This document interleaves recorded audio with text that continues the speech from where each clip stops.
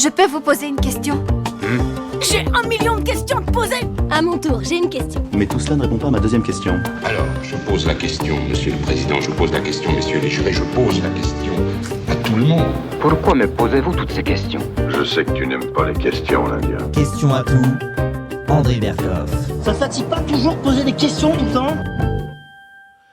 Eh bien, on pose des questions parce que si on ne posait pas les questions, on ne serait pas là. Encore une fois, je le dis, je le répète, je le radote. Avoir question à tout, ça doit être votre tâche principale. Là, c'est lié à la liberté, c'est lié à tout cela.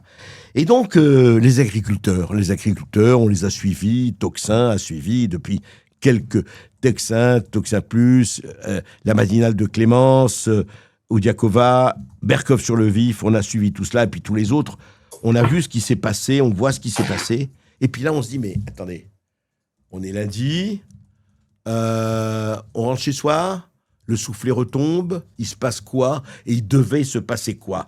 Et franchement, on est là et on va en parler longuement, avec Philippe Grégoire. Bonjour Philippe Grégoire. Bonjour.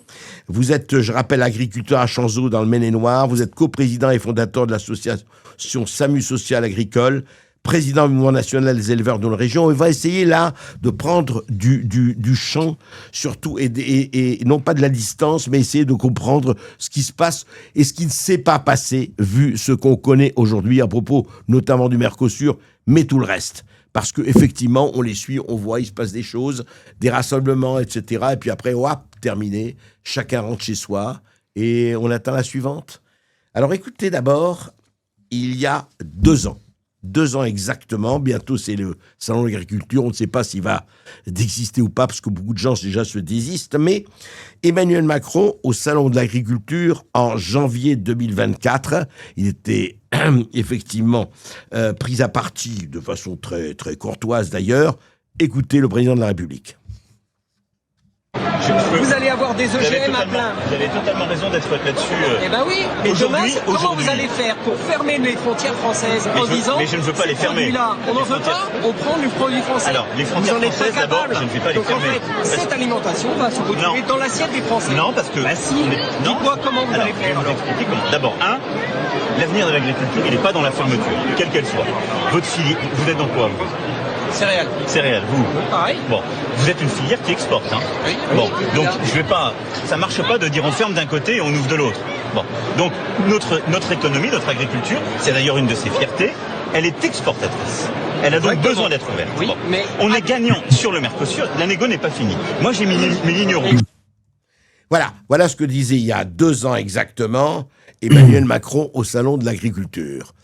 Et aujourd'hui, alléluia, triomphe, on a gagné. Oui, la France a gagné surtout. Mais comment vous dites? Mais attendez, on suit les nouvelles là.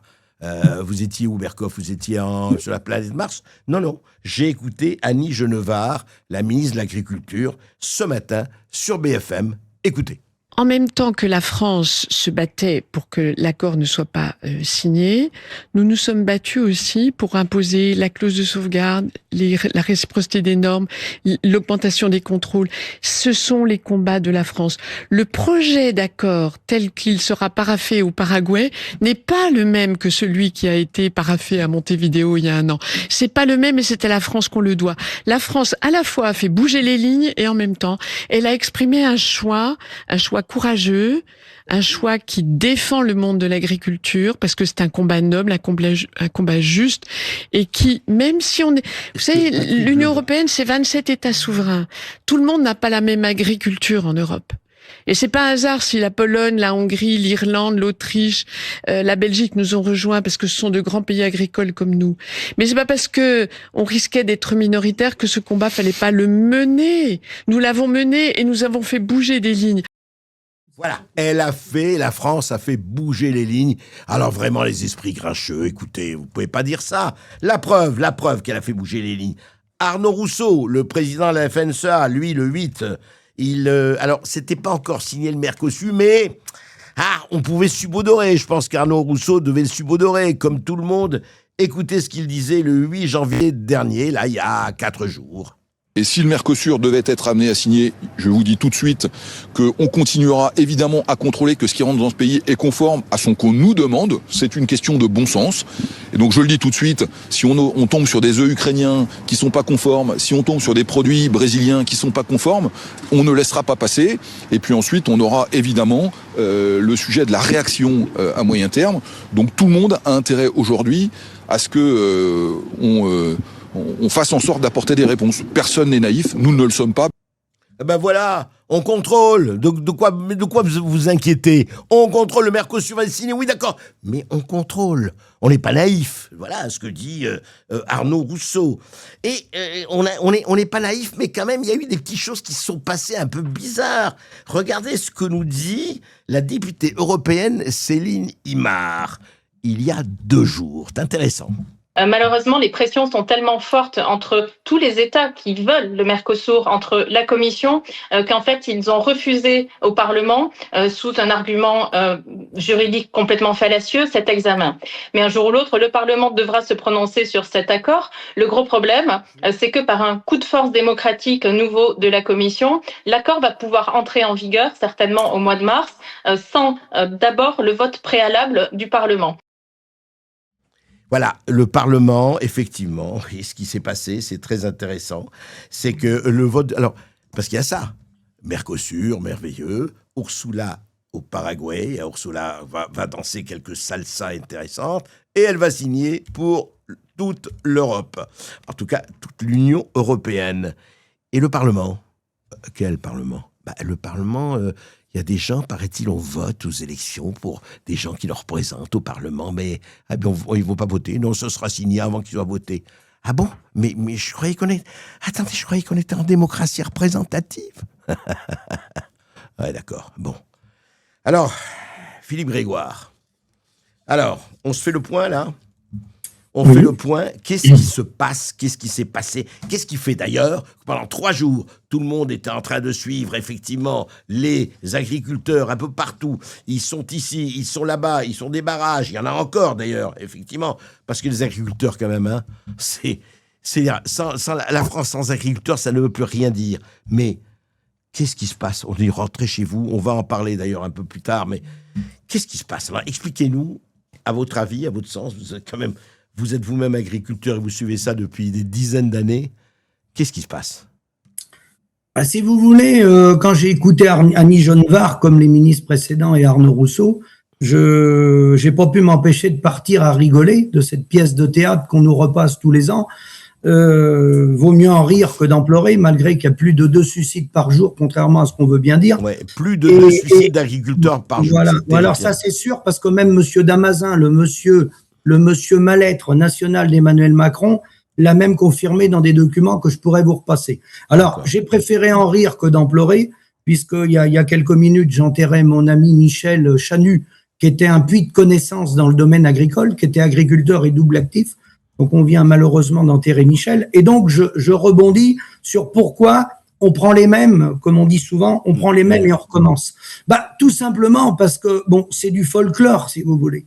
C'est le président Macron, le président Sarkozy, le président Hollande, c'est du folklore. C'est quoi leur levier d'action? C'est quoi leur levier d'action? Leur levier d'action, ça peut être d'adapter la fiscalité, il y en a besoin, ils l'ont pas fait, de mettre un modèle fiscal en adéquation avec des métiers comme nous, d'indépendants agricoles. Il faut s'adapter aux spécificités agricoles.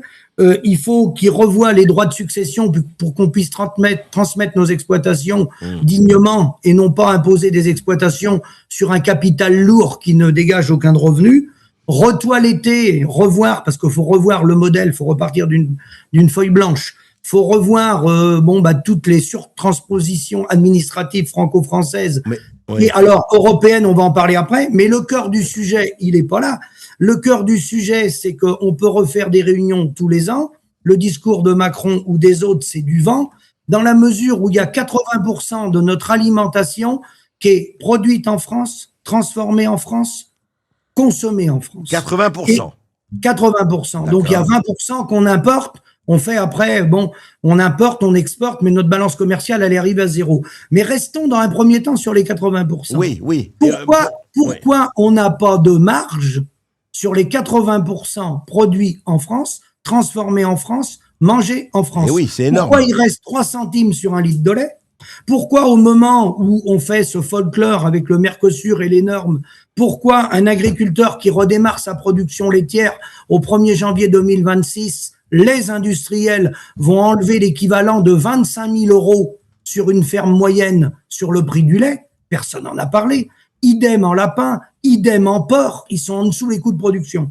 Donc, on peut faire les discours. Mais pourquoi? Pourquoi ça se passe comme ça? Pourquoi? Parce que le carnet de factures, il est dans les mains de l'industrie agroalimentaire qui, malheureusement, je m'en réjouis pas, et la même structure que le syndicat FNSEA, puisqu'ils ont une structure européenne qui regroupe toutes les FNSEA, les 27, qui s'appelle le COPA-COGECA, qui fait du lobbying auprès du commandement intégré qui est Ursula von der Leyen. Ouais. Et donc, en fait, le paysan n'a pas sa facture. Donc, c'est malheureux ce que je vais vous dire, Monsieur Berghoff, mais Sarkozy l'avait fait lors de son premier mandat. Il avait fait un bras de fer avec la grande distribution. Il leur avait demandé de passer des hausses. Alors, il n'avait pas passé des grosses hausses, mais certes, il en avait passé. Sauf qu'il n'y a pas de ruissellement. Parce que la facture, c'est l'industrie agroalimentaire qui la tient. Donc, demain, quand on nous dit Mercosur, attention, on va mourir. Mais il n'y a pas besoin du Mercosur, on est mort avant le Mercosur. On a été mort par le CETA, par le TAFTA, par le Commonwealth dans les années 80, avant la création de Maastricht. Donc c'est la libre circulation des biens, des hommes, des marchandises, des capitaux qui nous détruit, qui laisse la main libre à quelques multinationales de l'agroalimentaire et de les centrales d'achat, qui fait qu'on n'a pas notre carnet de factures. Donc, je vais exagérer, Monsieur Berghoff, je vais être provocateur. Si demain, d'ailleurs, Madame Mélanie s'est fait avoir de la même façon, ils veulent le maintien du budget de la PAC. Bon, très bien. On peut l'augmenter, je vais exagérer. On peut l'augmenter de 20%. Rappelez la PAC, le pacte agricole. Oui, la politique agricole commune, voilà. Les aides qu'on a à l'hectare, qui nous ont mis à partir de 92, et ça a aggravé notre situation. D'accord ? C'est encore pire qu'avant. Pourquoi? Attendez, pourquoi? Allons jusqu'au fond du problème. Pourquoi ça a aggravé la situation? Ça a aggravé la situation parce qu'avant, il y avait des aides qui venaient aux organismes stockeurs, aux coopératives, mais les marchés on était moins ouverts aux marchés internationaux. Lorsqu'on a décidé de nous mettre des aides à l'hectare, on nous a dit, Louis Mermaz, que vous avez bien connu, on va vous mettre des aides compensatoires aux surfaces cultivées, et un jour, vous pourrez voler de vos propres ailes. Aujourd'hui, non seulement le pigeon, il peut plus voler, mais il a été totalement plumé par l'industrie agroalimentaire. Ouais. Alors, je vais aller au bout de mon raisonnement. Oui, je vais provoquer les auditeurs. Demain, Emmanuel Macron, Giorgia Meloni, le chancelier allemand, ils vont dire, allez, on a signé le Mercosur, mais on va faire un effort pour l'agriculture, on va augmenter le budget de la PAC de 15 ou 20%. Tout le monde va frapper dès demain. Monsieur Arnaud Rousseau va aller annoncer ça et tout. Ça ne donnera rien du tout. Mais ce qui s'appelle rien du tout. Pourquoi? Comme on n'a pas notre carnet de factures, je vois Patrick, je crois qu'il va intervenir après, comme on n'a pas notre carnet de factures. Patrick plus tard. Oui, allez-y. Oui, Patrick est céréalier. On vend nos céréales à 160 € la tonne. Bien en dessous de notre coût de production. On vend notre lait en dessous des coûts de production. La filière lapin est en train de disparaître parce que l'agroalimentaire, c'est un asservissement. Les moutons, on importe 60% de nos moutons. Si vous versez des aides publiques, Monsieur Berghoff, on prend l'argent aux Français. Le système agricole français est subventionné à plus de 100 milliards si on prend tout, l'impact sur l'eau, la santé et tout. Mais l'argent qui est dépensé par les Français, ça ne sert à rien puisqu'on n'a pas notre carnet de factures. Le budget des ménages, Pascal Perry a dit le problème c'est les consommateurs, ils mettent 13% du budget des ménages, mais c'est faux. Si on rajoute toutes les subventions, on est autour de 28%, 28% que vous payez à travers vos impôts, et les gens qui sont pas imposables, ils payent par les impôts indirects en faisant le plein de la voiture, le gasoil, etc. Donc, tout pendant qu'on sera asservi, et c'est pas par hasard s'il y a 82% des paysans qui gagnent moins du SMIC brut, et 12, les autres, les 18%, ils gagnent plus de 2 000 € par mois, parce que la majorité d'entre eux, ils ne passent pas par l'agroalimentaire, ils passent pas par les coopératives et les groupes privés. Ils ont repris leurs factures. Alors c'est qui? C'est les AOC, le Comté, le Beaufort, c'est l'agriculteur qui transforme, qui fait ses fromages, c'est les AOC en vin qu'ils ont su valoriser, c'est bien sûr le champagne. Ces gens-là ont leur facture. À partir du moment, Monsieur Berkoff, que vous n'avez pas votre facture, le discours du chef d'État, c'est du vent. Parce que l'industrie agroalimentaire, elle va se caler sur les subventions qu'on va avoir. Et ce qui va être donné d'un côté, ils vont nous le reprendre de l'autre. Vous avez compris? Alors, vous voulez dire que tout tourne autour de l'absence de facture? C'est ça que je vous ai en train de dire. On n'a pas notre facture. Donc aujourd'hui, ce qui peut se faire dans l'urgence, c'est qu'il y a une loi qui a été passée, qui a commencé sous Sarkozy, pour venir au secours des populations. Il y a des lois qui viennent de par la sécurité civile. Les élus, les maires des petites communes, faut redémarrer de là, et des élus des communautés de communes. Il a l'obligation de mettre en place un plan communal de sauvegarde pour, en cas de guerre, conflit majeur, il doit assurer l'alimentation de ces populations. Donc, il faut passer par des associations SOS Maires, associations démocrates des Alors, maires. on va en parler, Patrick. Non, on va parler de ça parce que je voudrais déjà. C'est-à-dire qu'il faut remettre la main sur la facture en des circuits courts, mais pas circuits courts plus large que ça, si vous voulez. Alors, Philippe, vous restez avec nous, Philippe Grégoire, évidemment. On va en parler tout de suite. On va en parler notamment avec Patrick Legras. Mais auparavant, Patrick Legras, merci d'être avec nous. Vous êtes président coordination rurale des Hauts-de-France. Mais auparavant, il faudrait aussi, ça m'a fait réagir, ça nous a fait réagir, le discours de Bertrand Vantaux, donc le président de la coordination rurale, qui, le 9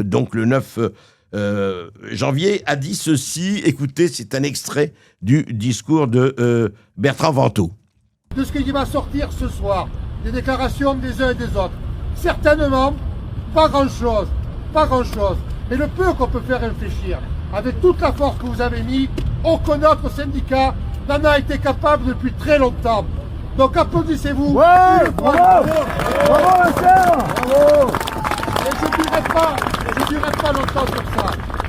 Il faut que le ministre de l'Intérieur enlève les amendes, lève les gardes à vue, enlève les tracteurs et le matériel agricole qui a été mis en fourrière, pour qu'on puisse rentrer, se reposer d'où on vient, en bordure de périphérie parisienne, pour se reposer, écouter les annonces, et si jamais les annonces ne nous conviennent pas, rediscuter entre nous du plan d'action qu'on fera.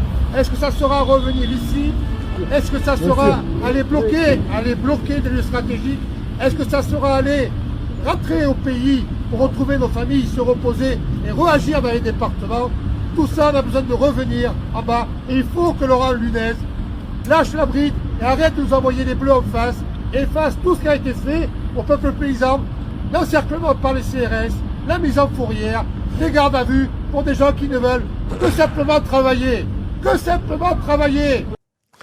Que simplement travailler, oui, mais alors, moi, ça m'a fait réagir, justement, on est totalement en soutien, mais les conseillers ne sont pas les payeurs, et surtout, ce n'est pas nous qui travaillons 40 heures, presque, j'allais dire 20 heures par jour, pour faire le métier que vous faites.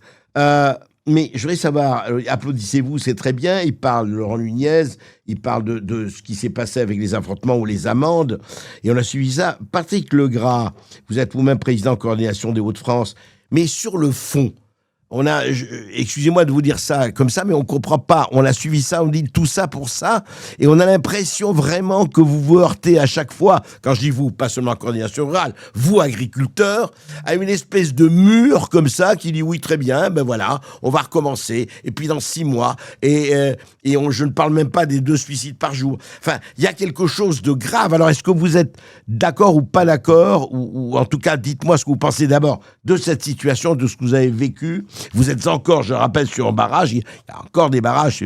Tout n'est pas du tout fini, et loin de là. Vous êtes sur le barrage A1 entre Paris de l'autoroute A1 entre Paris et Lille. Vous-même, Patrick Legras.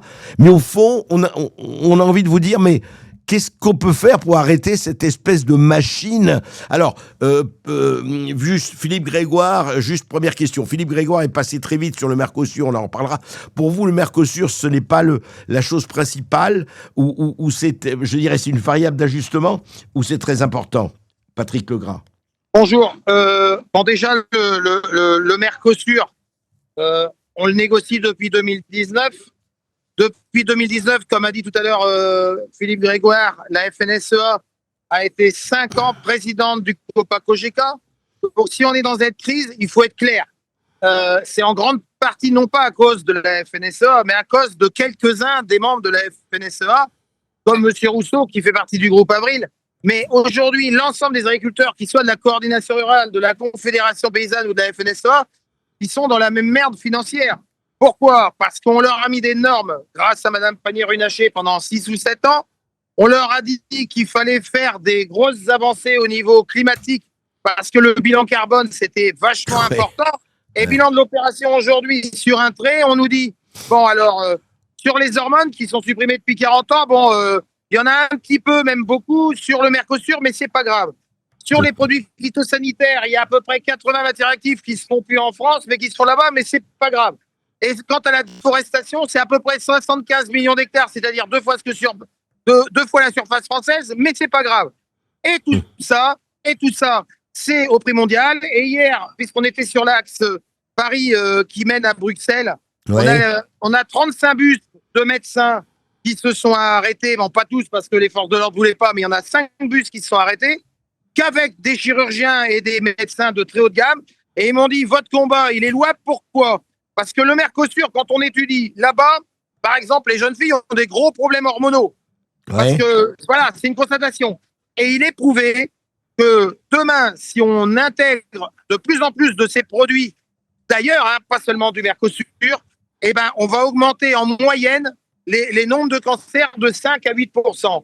Alors évidemment, ils nous soutiennent. Alors, c'est pas notre job. Ce sont les médecins qui vous ont dit ça. Les médecins qui se sont arrêtés, qui sont à Bruxelles, on a discuté. D'accord. Il y avait, pour cette discussion, il y avait plusieurs chaînes et plusieurs spécialistes. Mais nous, c'est pas notre job, ça. C'est en plus. Ouais. Mais le en plus, c'est pas le problème, le en plus. Le en plus, c'est pourquoi on a fait des efforts depuis 20 ou 30 ans. Pourquoi on est contrôlé de façon drastique. Ouais. Là, on contrôle des camions, je vais vous le dire. Avec la douane et puis les services vétérinaires, les camions plombés, on peut pas enlever les plombs. Non, mais c'est un sketch. Ah bon? C'est un sketch. Vous voulez dire les camions, vous pouvez des mecs qui ont des camions plombés. Vous ne pouvez pas vérifier. Vous pouvez pas vérifier. Non, ils veulent pas. Ils veulent pas. C'est interdit de déplomber des camions plombés. Donc qu'est-ce que vous voulez qu'on fasse? Mais ça nous a pas empêché de trouver quand même des camions du bœuf qui vient de Roumanie. Donc je pense que ça doit pas être le même prix. Des porcs, mais il y a que le devant qui vient en France. Alors pourquoi il vient en France? Parce qu'en fait, au Danemark, ils gardent les jambons, parce que les jambons, c'est la plus-value. Les mauvais produits, on l'emmène en France, donc c'est pareil, plusieurs milliers de kilomètres, mais ça dérange personne. Vous comprenez? Ça dérange personne, les kilomètres. Par contre, les producteurs français qui sont sur la Bretagne ou la Vendée, qui ne vendent pas leur porc, eh ben, c'est dommage. Mais par contre, les amener de plusieurs milliers de kilomètres, donc on en a ras-le-bol. Moi, je vais reprendre un peu ce que disait Coluche. À tous ces technocrates, on leur donne le désert. Dans 10 ans, il faut qu'ils achètent du sable. Eh ben, on en est au même point de vue. On en est au même point aujourd'hui. Mais dites-moi, Patrick Legras, non mais ce que vous dites, c'est vraiment, il y a de quoi effectivement, non pas les bras m'en tombent, tout nous en tombe, quoi, parce que c'est tellement énorme, c'est tellement gros, c'est tellement lamentable, il faut le dire, quoi. Et c'est quoi? C'est l'escrologie. Moi, je dis l'escrologie, je suis pas le seul. C'est cet empilage de normes décidé au su au vu, comme si, effectivement, il fallait absolument foutre l'agriculture française sous le chape de plomb des normes, de toutes les lois, etc. Et puis après, on nous dit, ah, mais écoutez, laissez rentrer les autres, allez, laissez rentrer le soleil du Mercosur, ou d'autres. C'est quoi, cette histoire?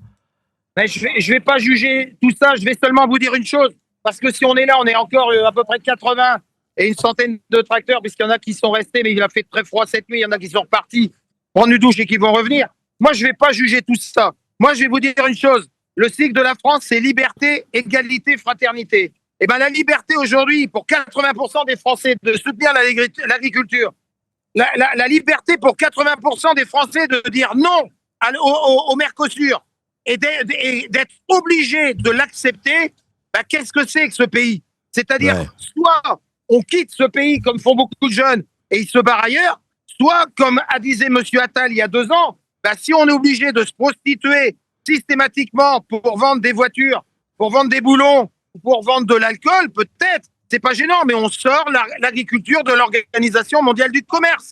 Et vous ne croyez pas qu'on va se laisser crever uniquement pour des politiques qui, comme vous dites, ils en ont strictement rien à foutre.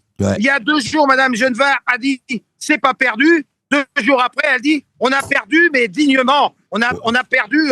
On a fait bouger les lignes. Eh ben nous, je regrette, on n'a pas perdu et on lâchera pas l'affaire. Ouais. Elle dit on a fait bouger les lignes grâce à la France. On a fait bouger les lignes. Elle vient de dire. Ah, je pense que oui, les lignes financières, ils ont dû bouger, mais pas pour les agriculteurs. Mais en fait, est-ce que vous attendez, alors Patrick Legras, est-ce que vous attendez quel soutien vous attendez des Français, je veux dire de la population française? Le soutien, il existe. Le soutien, il existe. Il faut qu'on leur explique. Il faut qu'on leur donne les éléments. On se bat non seulement pour des revenus, mais on se bat aussi pour leur santé.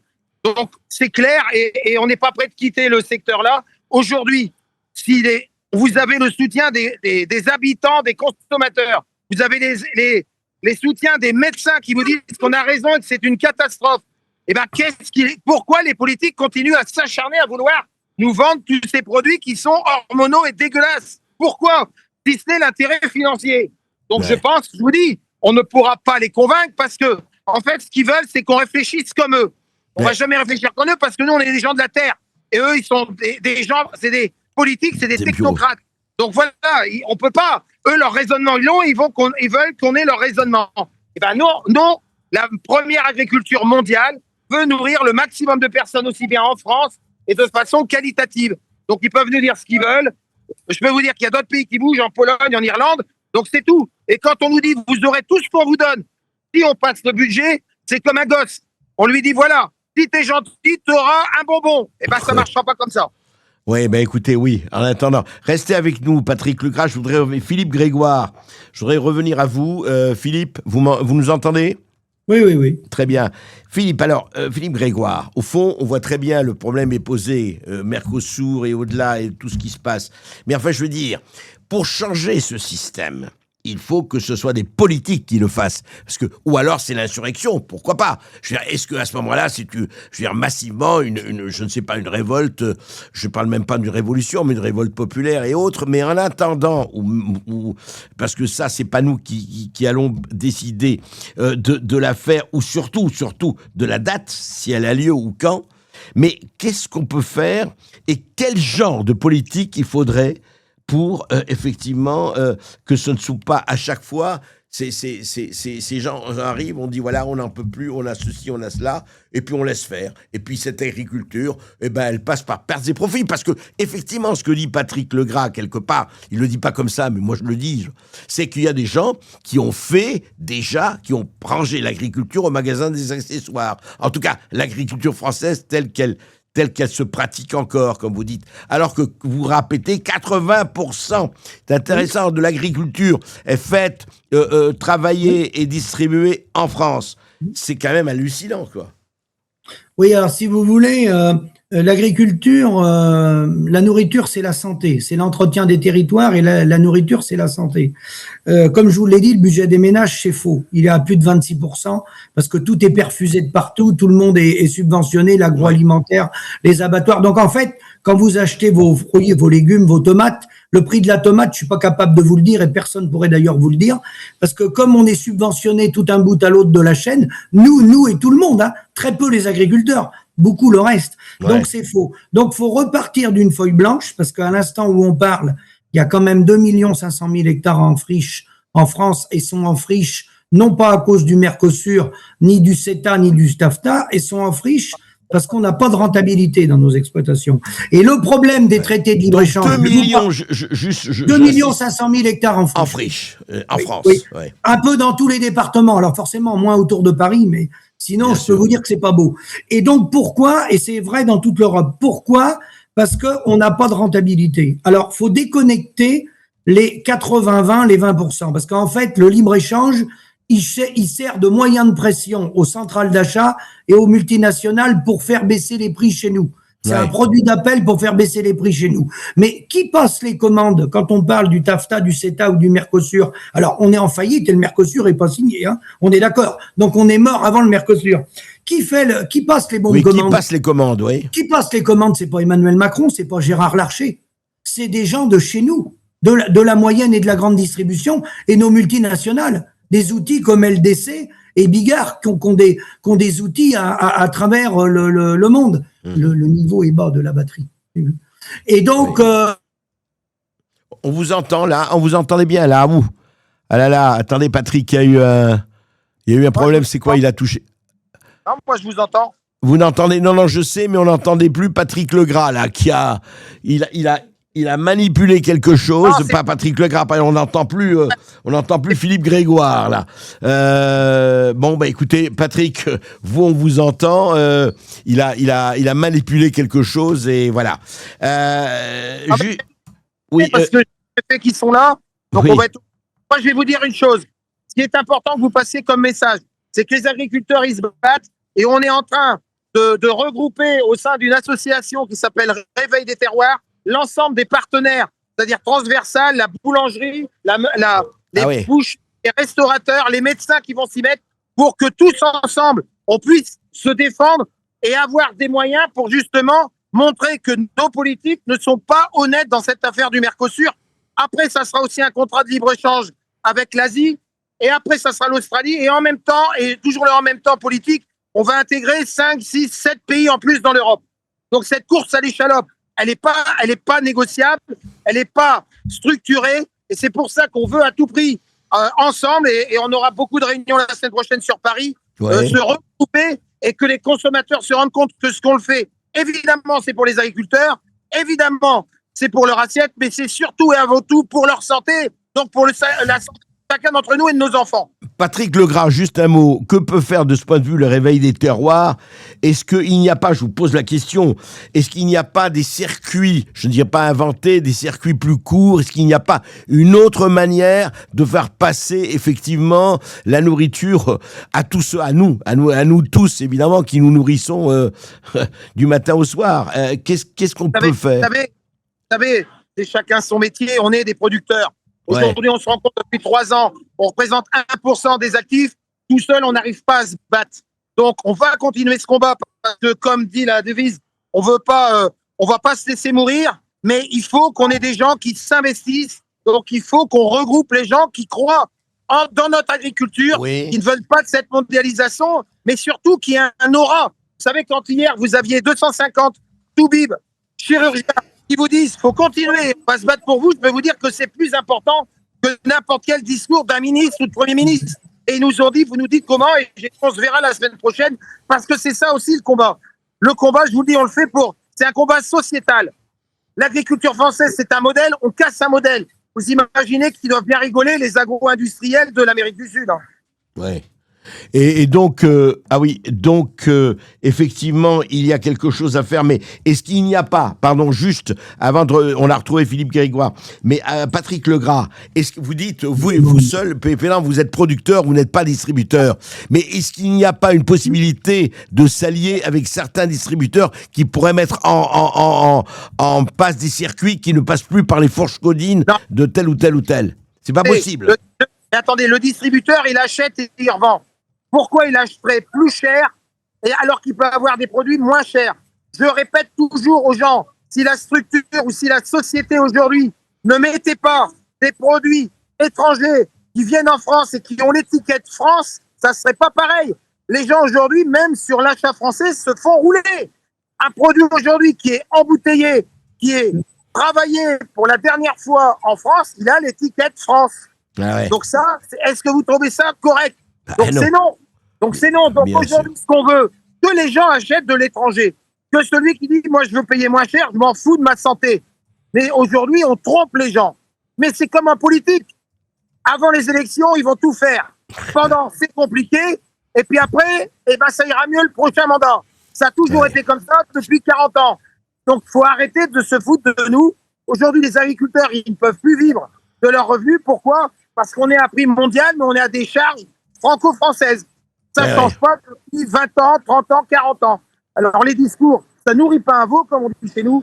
Aujourd'hui, ça va changer, ou de toute façon, on va disparaître. Donc aujourd'hui, moi je peux vous dire que dans des gens dans le sud, parce que c'est encore pire que nous, je vais prendre l'exemple et je finirai là-dessus sur la dermatose, on ne veut pas changer le protocole. Pourquoi?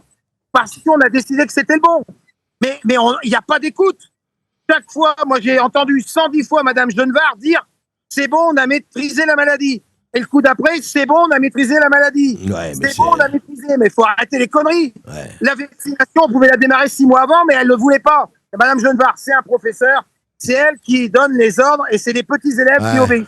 Quel constat. Vous savez, ça me fait penser, ça n'a rien à voir, mais quand même, il faut relire Marc Bloch, Les tranches des fêtes. On voit à tous les niveaux comment des bureaucrates, comment des gens qui n'y connaissent pas grand-chose fabriquent le malheur, fabriquent le désastre, et c'est quand même assez terrifiant.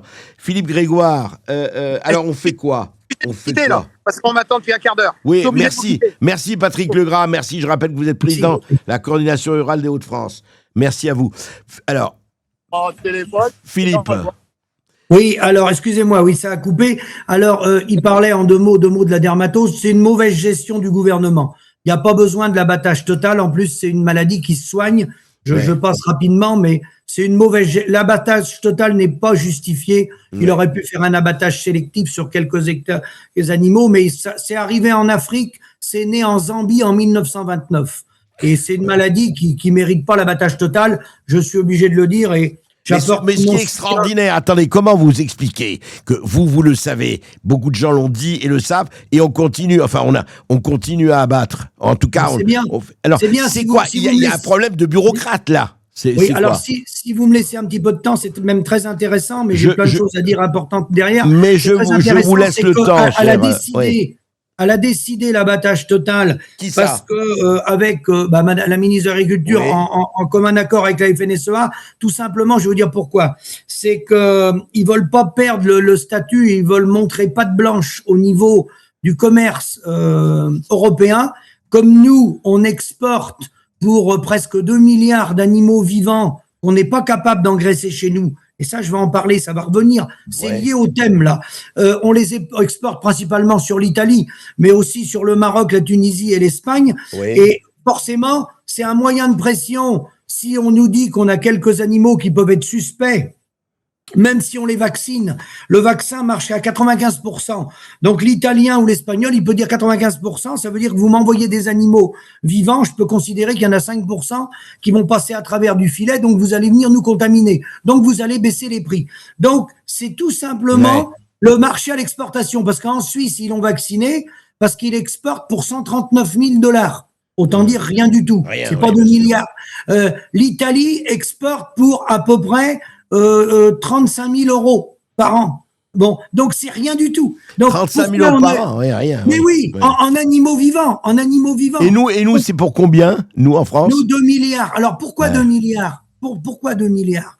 Pourquoi 2 milliards? Pourquoi on n'engraisse pas les animaux chez nous? Moi, je le faisais, justement. Parce que je faisais du lait et de la viande. J'ai arrêté de le faire en 1994. Pourquoi? Parce qu'on gagne pas notre vie, parce que les abattoirs qui tiennent tout comme Bigard, ils piquent la marge aux producteurs avec la grande distribution et il reste pas d'argent sur les ateliers bovins aux agriculteurs. Donc c'est une question de marge, Philippe Grégoire. De toute façon, le problème, c'est pour ça que c'est une pièce de théâtre, les manifestations chaque année, c'est une question de revenus et de marge. Et alors justement, on va revenir, quand on dit le libre-échange, oui, on est d'accord, le libre-échange, il s'en sert pour faire baisser les prix. Mais sachez que dans le monde, le libre-échange de produits agricoles en valeur, en brut, c'est que 8% des échanges. Et si on rajoute les produits transformés, c'est 12% en valeur des échanges. Vous n'allez pas me dire qu'avec 8 en brut ou 12, si on ajoute les produits transformés, on peut mettre à sac toutes les paysanneries dans le monde et laisser les paysans se suicider pour un si faible échange. Non, c'est pas sérieux. Alors, comment on reprend notre main? Patrick est parti, c'est dommage. Comment on reprend la main? Eh ben, faut que les gens, la manifestation qui se fait, qui est plus silencieuse, mais que moi je vais médiatiser en informant les gens et invitant, indiquant vos chaînes. Qu'est-ce qu'on si fait vous êtes intéressés, on va faire parler des élus. des maires qui font des manifestations silencieuses tous les jours.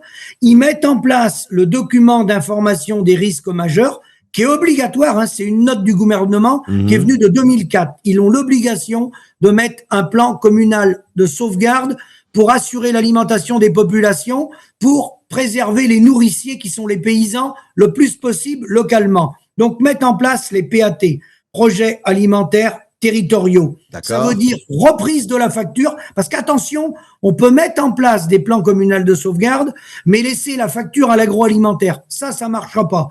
Il faut que l'agriculteur reprenne sa facture. Il y a 204 millions de repas de consommés chaque jour en France. Un peu plus de 74 milliards. Vous voulez dire 204 millions de repas consommés, oui, c'est ça? Un peu plus de 74 milliards dans l'année. Bon, sur ces 204 millions de repas, au lieu de faire des pièces de théâtre au salon et partout avec les tracteurs que le chef de l'État ne fera rien, faut se rapprocher de nos élus qui ont l'obligation de mettre en place les plans communaux de sauvegarde. Et au lieu d'aller manifester avec des tracteurs, il y a 2 poignées de main à donner. Une poignée de main à l'élu qui doit jouer le jeu et une poignée de main aux consommateurs. Et les mettre en lien avec les élus, avec tout ce qui est restauration collective, 40 millions de repas chaque jour en restauration collective. Ah oui, non, au niveau, à quel niveau, pardon, c'est très intéressant, c'est très important ce que vous dites.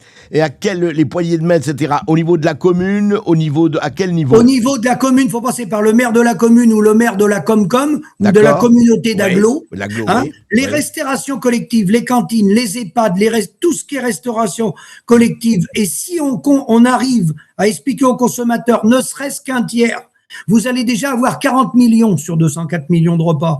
Ensuite, si vous prenez un tiers du reste, on va frôler les 100 millions de repas, la moitié. Sur cette partie-là, on fait du direct, quasi du direct, on reprend la facture et on ne laisse plus et en plus, ça, ce n'est pas contre l'Union européenne, c'est encouragé par l'Union européenne, il y a même des subventions. Donc, sur la partie consommée en France, il faut reprendre la facture avec les consommateurs et se serrer la main. Les 20% qui restent. Non, mais c'est déjà énorme. Pardon, j'insiste là-dessus. Énorme. Quand vous dites que 80%, c'est quand même, ça concerne les 80% de la production, ça. Écoutez, monsieur Berkoff, dans les 80%, si on a notre facture, on gagnera notre vie. C'est pas 20% du reste qui va écrouler tout le reste. C'est pas vrai. Et après, les 20% du reste, ils vont pas rester, les 20% du reste. On est capable de produire des moutons. On est capable de produire de la viande bovine à une condition. C'est qu'on reprenne notre facture et notre marge. Et le reste des échanges, parce qu'on pourra jamais être à 100%. Il y a des produits, la banane ou autre. Bon. Le reste, on le fait. On sort du commandement intégré d'Ursula von der Leyen. On fait comme la Pologne, la Slovaquie, la Hongrie, qui ont refusé les blés ukrainiens. On dit stop, maintenant c'est fini. On fait un partenariat, une coopération avec des États européens ou BRICS ou africains. Oui, on s'en fout. On est les patrons. On soumet la population, s'il faut, à référendum. On dit voilà, on dit à la population, on est à 80, on va monter à 85 ou 90%, où on se serre la main, mais on arrête le système des centrales d'achat et de l'agroalimentaire, on redonne la facture aux paysans, d'accord, et le reste, on fait de la coopération entre les États, et s'ils sont pas d'accord, on soumet la population à référendum. Alors bien sûr, on va désobéir au commandement intégré de l'Union européenne. Mais tant mieux. Mais monsieur Berkoff, quand ils ont racheté la dette des États, quand la BCE, la Banque centrale européenne, a racheté 25% des dettes des États, ils ont passé par des titres, par des banques. C'était contraire aux traités européens. Est-ce qu'ils ont demandé l'autorisation au peuple? Ils n'ont pas demandé l'autorisation au peuple. Vous savez très bien que la dernière autorisation au peuple, Philippe Grégoire, vous savez aussi bien que moi, c'était en 2005 pour un certain référendum sur la Constitution européenne. On a vu la suite. Mais une chose que vous demandez, non, mais c'est très important. Parce que ce que vous dites, au niveau des 80%, restons sur les 80%. Oui. Pourquoi quand même tout, y compris les agriculteurs, en tout cas leurs représentants syndicaux et autres, ne parlent que du Mercosur et que de la dermatose, et tout ce dont vous venez vous dire, qui me paraît extrêmement important, on n'en parle pas. Parce que c'est un système qui est figé depuis les années 60. Au départ, il y avait le serpent monétaire, il y avait la préférence communautaire, ça faisait moins de casse. Mais à partir des années 80, avec le Commonwealth, avec l'arrivée des colonies anglaises, les producteurs de moutons se sont suicidés en masse à partir des années 80. Et c'est là qu'a commencé l'accélération, c'est-à-dire que le libre-échange, le si peu d'échanges qu'on peut faire, sonne le la sur le prix et permet aux centrales d'achat et à l'agroalimentaire de faire pression sur nous. Donc la solution, elle est bien avec le consommateur pour qu'on remette la main sur la facture, et dans un second temps, puisque ce système est totalement perfusé, eh bien, on demandera aux consommateurs qui auront compris qu'on se fait voler tous les jours par nos acheteurs, en nous achetant le blé à 160 € la tonne, en ayant des marges de 3-4 centimes sur le litre de lait.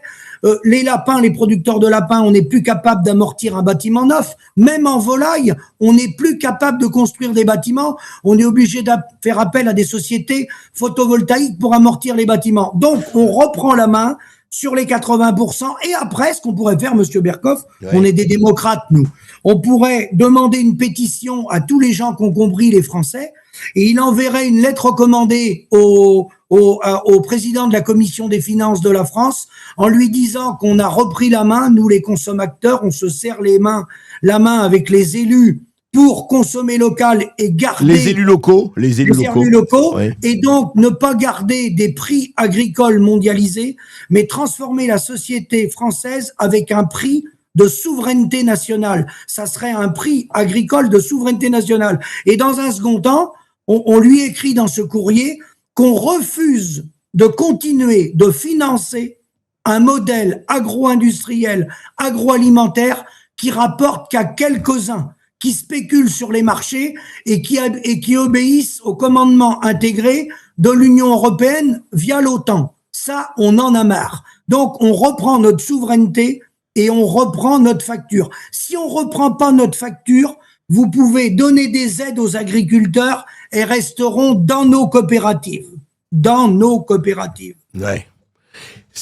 Non, mais c'est ça. Enfin, ce que vous répétez, ce que vous, comme un mantra, et c'est très important, en fait, c'est reprendre la facture. Oui, si vous voulez, sur un caddie de 100 €, si vous faites vos courses cet après-midi, sur un caddie de 100 €, avec l'impact des produits importés, qui sont faibles en volume, mais qui sonnent le la sur le prix, on est à 6,50 € si sur des produits importés, mais si c'est des produits Attendez, sur le caddie 100 €, mettons, je vais... 6,50 €. Et c'est-à-dire 6,50 € vont aux producteurs. Ouais, et si c'est du franco-français, on est à 7 à 8. Vous voyez, ça change pas grand-chose. Il revient à 8 €. Il y a 30 € qui partent à l'agroalimentaire, autour de 22 à la grande distribution. Après le reste, il y a des charges, des taxes, il y a la logistique. Il y a tous les intermédiaires de la logistique aussi qui prennent des sous. Donc, si vous voulez, si on sort pas de ce système-là, qu'on reprend pas la facture, c'est un problème qui est insoluble. Vous ne pourrez pas le résoudre.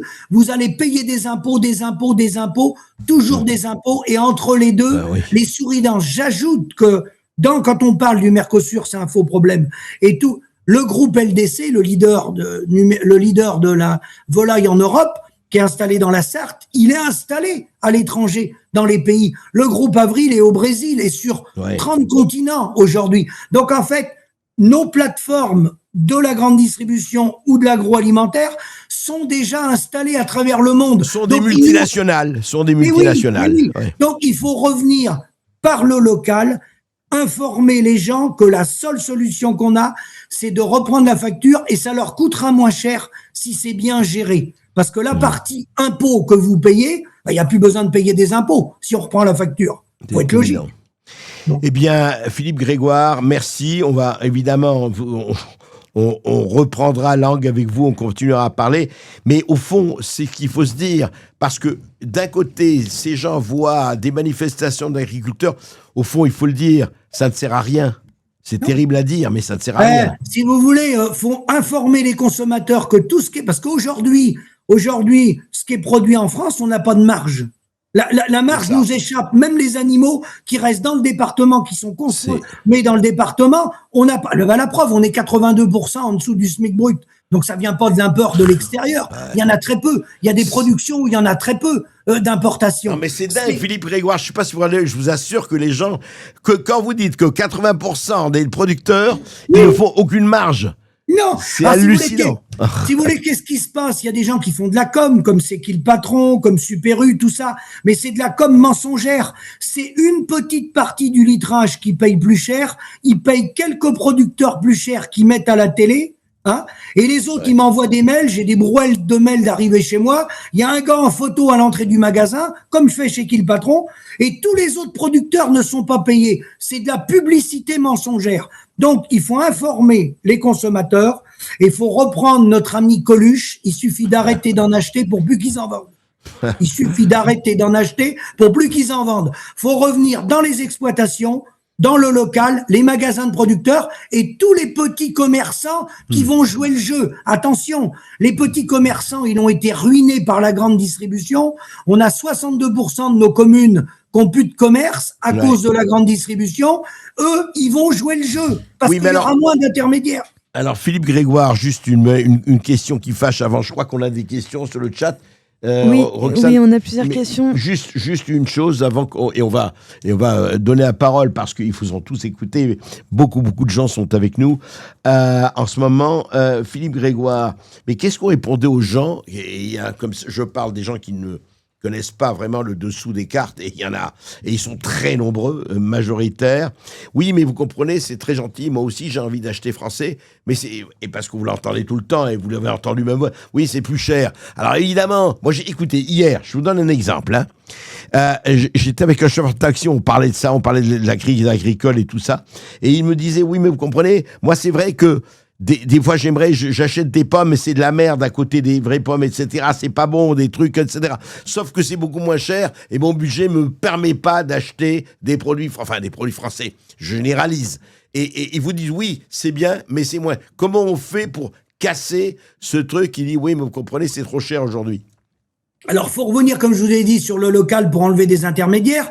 Le problème, c'est que quand les gens disent c'est trop cher, il y a l'équivalent du salaire médian, c'est-à-dire 2150 € par Français chaque année qui part dans les impôts pour financer ce système-là. Ouais. Un agriculteur, quand il fait un plan d'eau, quand il monte un robot de traite, quand il monte un bâtiment, on est subventionné à peu près à 45%. Ouais. Donc, c'est votre argent. Donc, si vous voulez, tout est faussé. Le problème, c'est que tout est faussé. Et le problème. Faire des économies sur tout, quoi. Ouais. Voilà. Et la publicité mensongère qui est faite dans les magasins, c'est une toute petite partie du litrage où les magasins, les enseignes, les Leclerc, les Super U, ils vont mettre un agriculteur en photo. Moi, j'ai des collègues qui y participent. Ils vendent 2 vaches dans l'année. Sur les 2 vaches, ils vont gagner, 300 € de plus. Hein, ça fait 600 €. Avec 600 € dans l'année, il faut arrêter les conneries. Par contre, le gars, il est en photo. C'est la pub. Voilà. Et ça s'appelle de la publicité mensongère. Il faut que les gens se resserrent la main avec les agriculteurs. Parce que le syndicalisme, si vous voulez, qui a été créé après, à partir de 46, les politiques tous, ils ont besoin de centrales syndicales, qui représentent les paysans. Bien sûr. Au départ, c'était un contre-pouvoir et au fil du temps, c'est devenu la cogestion avec le pouvoir. Ouais, et ce n'est pas vrai, Philippe Grégoire, que pour l'agriculture. C'est vrai dans beaucoup de domaines. Au départ, si vous voulez, les syndicats ont fait un boulot remarquable après-guerre, mais il était financé par les adhérents. Maintenant, ils sont financés par les budgets des politiques qui les ont élus. Bien sûr. Je crois que... Alors, Roxane Espelin, nous avons, je crois, des questions. Oui, bonjour monsieur. Déjà, il y a une grande majorité... Enfin, il y a des auditeurs qui se demandent de préciser ce que signifie exactement reprendre la main sur la facture. Oui, reprendre la main sur la facture, qu'est-ce que ça veut dire concrètement? Alors aujourd'hui, ça va choquer beaucoup de gens. Ça va choquer beaucoup de gens. Mais allez-y, aujourd'hui, il n'y a que 18% des agriculteurs qui gagnent 2000, 2500 €, même 3000 €. Globalement, c'est les gens qui font leurs factures, qui vendent leur yaourt, leur fromage, leur vin, mais ils font 3 métiers, producteurs, vinificateurs. Vous voulez dire, ils font les papiers, c'est ça? Voilà, quelque part, on fait 3 métiers quand on va jusqu'au bout. Ceux-là, ils font leurs factures. Mais l'immense majorité, je vais être très simple, sur 90 milliards € de chiffre d'affaires de la ferme France, pratiquement personne fait sa facture. Il n'y a que 3-4 milliards qui est facturé par les paysans. Le reste. Mais concrètement, ils font rien. S'ils font pas leur facture, comment ils font D'où l'intérêt de revenir par les circuits, par les élus, avec la restauration collective. Attendez, les paysans dont vous parlez qui ne font pas leur facture. Comment qui ils fait la encaissent? facture? Alors, qui fait la facture? Ben oui, qui fait la facture? C'est le groupe LDC, leader européen. C'est Bigard qui a plus de 70% des abattoirs de bovins et plus de 55% des abattoirs de porcs. C'est les coopératives agricoles. C'est le LDC. C'est deux acheteurs de veaux qui ont la main en Europe sur tous les prix des veaux. C'est eux qui font la facture. Deux acheteurs sur tous les prix de veau en Europe. Ils gèrent toute la filière du veau dans toute l'Europe, deux intégrateurs hollandais. Ils gèrent la facturation, les volumes, les importations, les exportations et les vides sanitaires. Donc, dans ces conditions-là, on peut aller voir Macron, on peut se faire plaisir, on peut aller voir Ursula von der Leyen. Tant qu'on ne reprendra pas notre indépendance, nous sommes des prestataires de services. C'est de l'esclavage moderne. Ça s'appelle de l'esclavage moderne. Il faut reprendre la facture. Le paysan doit avoir une dignité. Un artisan, un maçon, tout indépendant fait sa facture. Il fait un devis, il fait sa facture. On doit reprendre sa facture avec la gestion des volumes. On sait gérer nos exploitations. On repart d'un prix de souveraineté nationale agricole, car l'agriculture, c'est la santé. C'est clair, Philippe Grégoire, reprendre sa facture, vous l'avez bien expliqué. Oui, il y a d'autres questions également. Il y a des personnes qui se demandent si la poussée du halal est également un problème pour les agriculteurs. C'est pas ça qui fait effondrer les prix, si vous voulez. Ça, il y a des choses comme ça, c'est comme quand les gens parlent de l'administratif, tout le monde a de l'administratif, tout le monde s'en plaint. Les infirmières, les PME, tout le monde s'en plaint. Mais le cœur du sujet, c'est pas là. Imaginez-vous 3-4 centimes sur un litre de lait. C'est le mouton, mais les gens en mouton, ils crèvent dans les exploitations avec le mouton. Donc, le problème, c'est qu'il faut qu'on reprenne la main. Nous n'avons pas la main. C'est les multinationales qui, bien sûr, aucun gouvernement, Monsieur Berkoff, n'ira contre les multinationales. Aucun. Il faut repartir des consommateurs et les gens vont dire stop, nous on veut bien payer des impôts, mais plus pour arroser Lactalis, les centrales d'achat et tout ça. Et alors sur les capacités d'action, justement, les auditeurs se demandent, on a des questions qui demandent quels sont les moyens réels des cantines pour privilégier les produits français. Est-ce qu'ils ont réellement les outils pour le faire? Est-ce que les cantines ont des moyens réels pour choisir français? Exactement. Et je la pose au passage. Que pensez-vous de Locavor? Voilà.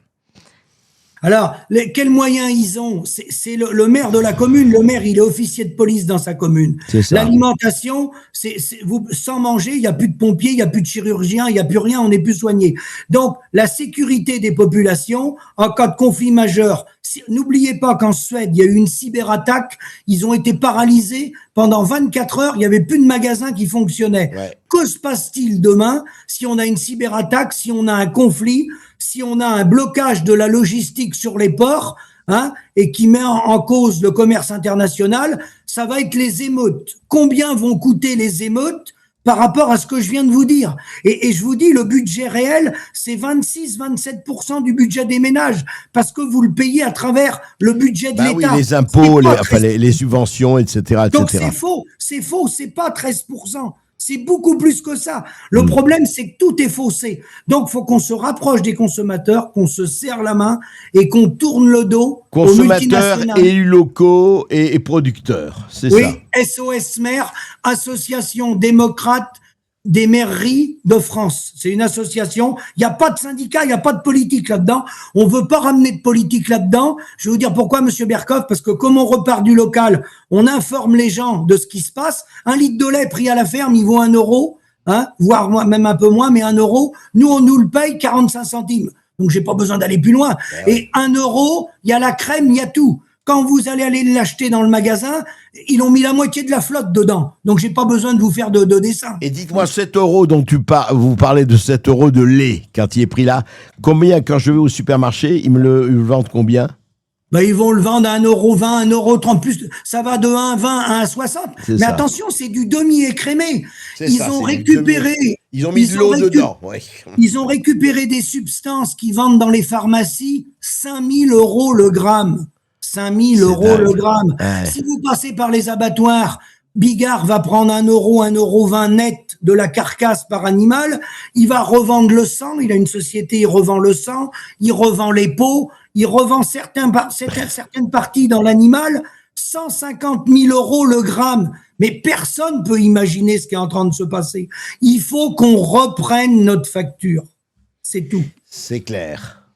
Oui, bon, écoutez, je pense que là, on a fait le tour des questions. Eh bien, écoutez, on a fait en tout cas non seulement le tour, merci à vous. Et merci à Philippe Grégoire. Et n'oubliez pas Coluche, il suffit d'arrêter d'en acheter pour plus qu'ils en vendent. En tout cas, on n'arrêtera pas d'écouter Philippe Grégoire, on n'a pas été tous ceux qui nous disent la chose importante, c'est très bien d'aller manifester, mais c'est beaucoup mieux de s'attaquer aux racines du mal, et on les connaît, les racines du mal. Et une dernière chose, vous savez pourquoi les agriculteurs ne vont pas manifester dans l'agroalimentaire, là, chez LDC, Bigard ou dans nos coopératives? Pourquoi? C'est que comme on est tellement affaibli financièrement, c'est eux qui nous financent. La plupart du temps, on peut plus avoir les financements, on a des lignes de crédit. Donc, d'ailleurs, c'est nos acheteurs, c'est eux qui font la facture. Donc, manifester chez son patron, vous comprenez que c'est un peu délicat. Et en plus, c'est eux qui nous financent. Donc, c'est pour ça que les syndicats ne vont pas là. Sinon, ils vont nous mettre à la porte. Ils vont nous foutre en faillite. Vous avez compris? Eh oui, voilà, tout est clair. Le théâtre, les acteurs et malheureusement les drames qu'il y a aussi. Merci encore Philippe Grégoire et à bientôt. Merci Monsieur Berkoff et bonne journée. À vous aussi.